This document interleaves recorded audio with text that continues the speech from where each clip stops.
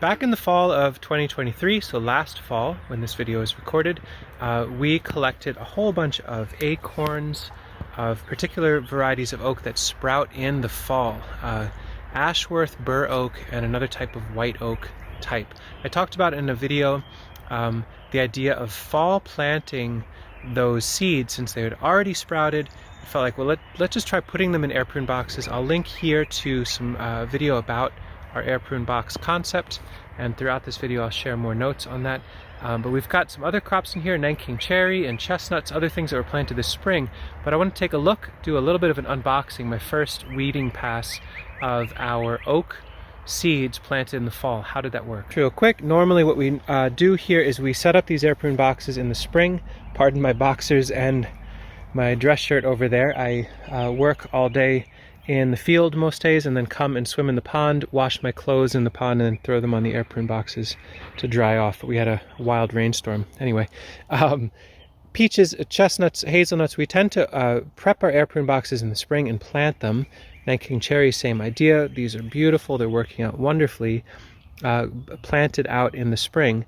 And this box I will open up first. This is a bur oak that was planted in the fall, and it's a big question to me whether or not we can put these seeds in and have them survive over winter and actually sprout. So let me remove the cap. This will be the first time I'm actually getting in this box, and I'll do some weeding while I'm at it. Okay, so in some ways any sort of seedling that works in here when planted in the fall has some real nice benefit in a few ways. It's like I could harvest the seed in the fall and put them in right while they're in my hand, nice and fresh.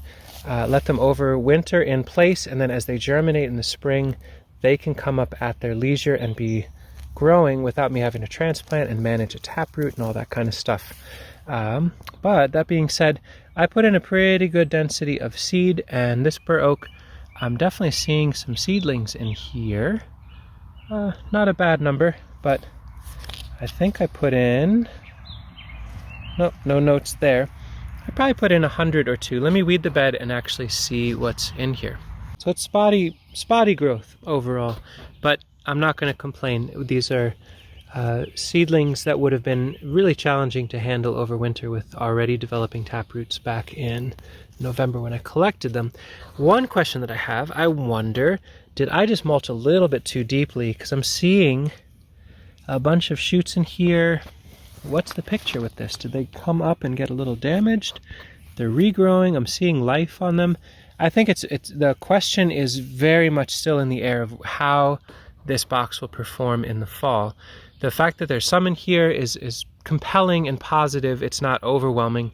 I'm going to finish the last little details of weeding, get the cap back on, and look at our Ashworth bur oak. I'd call this like, hey, not a bad idea to try again, but not like, wow, that's the way to do white oak. We'll see. But yeah, that bed is on its way to at least producing some oaks, not nearly the high level of density as something like these Nanking cherries, or a really well curated bed of seedlings thoughtfully planted out in the spring. Another round of weeding is needed, but there's a lot of trees in there.